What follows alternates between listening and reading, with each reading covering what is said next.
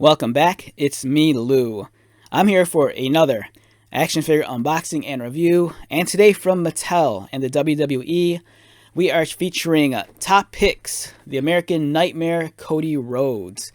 Okay, so this Cody Rhodes action figure looks like a lot of the other Cody Rhodes action figures we've gotten over the last few years, but this one's actually been updated. It features a different style of articulation, and we're going to examine that in a little bit. But that point of interest is also noted on the packaging. It says here 2024 new articulation. A nice portrait of Cody on the left. It's kind of funny though because his hands here pulling his robe down, and it looks like he's like showing off his chest, which I think is funny. On the back, we have Cody, the American Nightmare. His signature move is the Crossroads. Other figures in the line, we have Drew McIntyre and Randy Orton. So as of this recording, it's February 18th, 2024, and we are on the road to WrestleMania. Currently, Cody is kind of feuding with The Rock and Roman and the rest of the bloodline. You know, Cody wants to finish his story.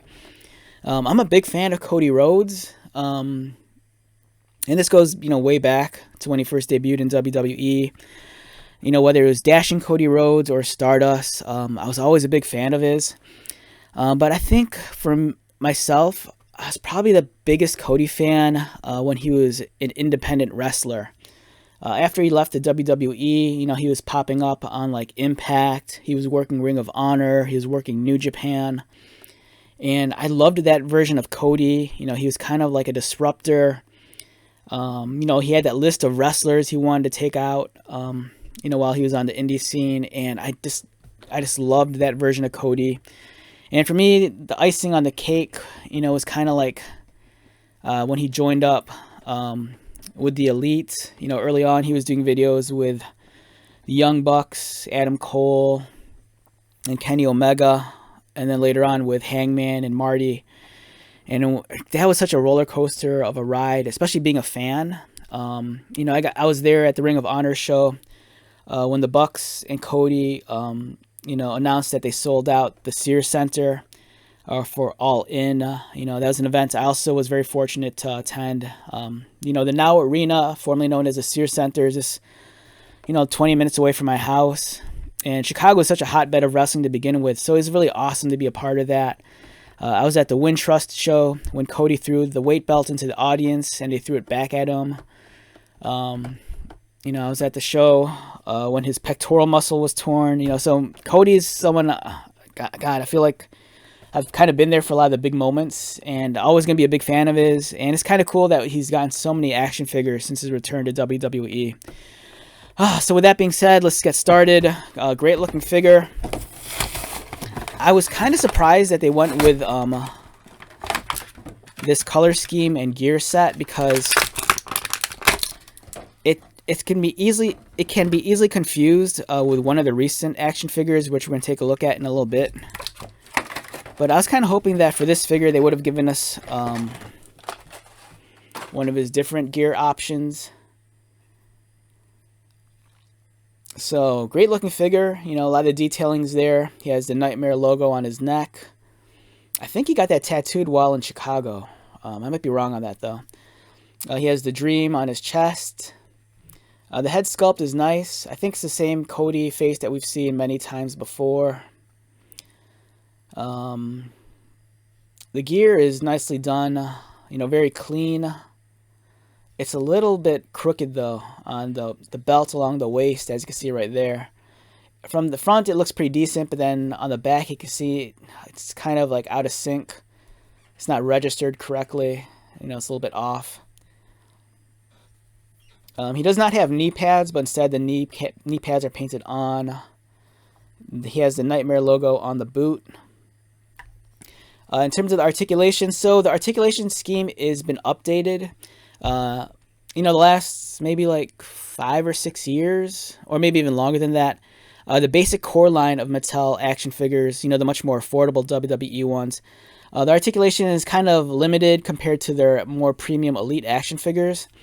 But with this new line of figures, they've kind of updated the articulation, and that's most noticeable in the way the hips are assembled. Before, the motion you could only kick up and down, but now with the new articulation, the hip joint is actually different, so it allows for outward kicking, and it could kick up. The knees, they're still pretty stiff, hard to bend, but it's a little bit easier than the older figures from like a year ago. He features articulation also at the boot with a swivel, waist swivel. His head's articulated, and then the standard articulation for the arms. I do like the basic core figures. You know, you're paying anywhere between, I'd say maybe $11 to $12 for an action figure. They're pretty affordable. You know, there's always a nice lineup of toys on the store shelves, so there's always a plentiful selection of wrestlers to fill out your roster. And it's a great figure. Now, we're going to take out some of these older Cody basic figures from the past few years.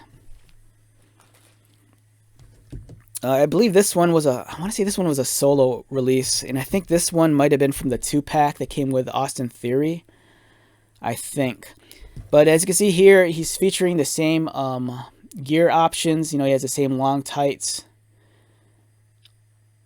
And the printing's actually different. On the newer figure, it's actually much larger. As you can see, the eagle crest is a little bit larger. Again, he has the painted knee pads. And then compared to I think this was a solo release figure. I think this was the previous Top Picks Cody. The heads look to be identical. This figure was kind of odd because this one had a shorter neck.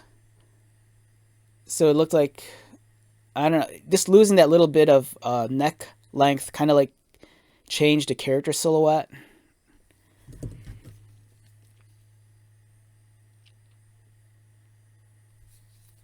I do like the blue long tights. They look pretty cool. So the thing is, you know, these are representing the two. It's Cody from the, wow, there's actually a height difference here.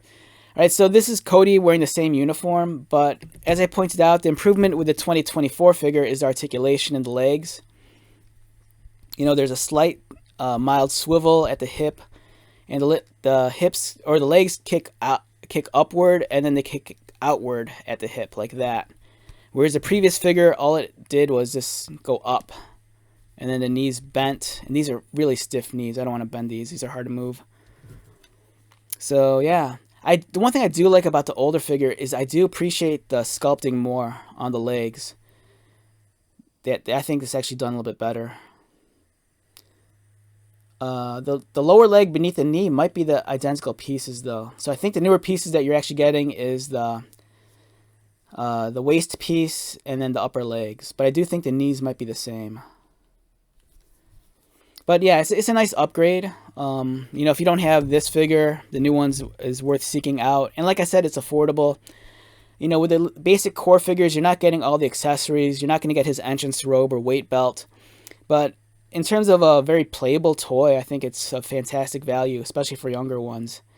And if you're a collector, you know, if you're a little bit more on the casual side, the basic figures, you know, the price point I think is pretty sweet at $11 to $12 versus, you know, $20 to $25 for the much more premium figures.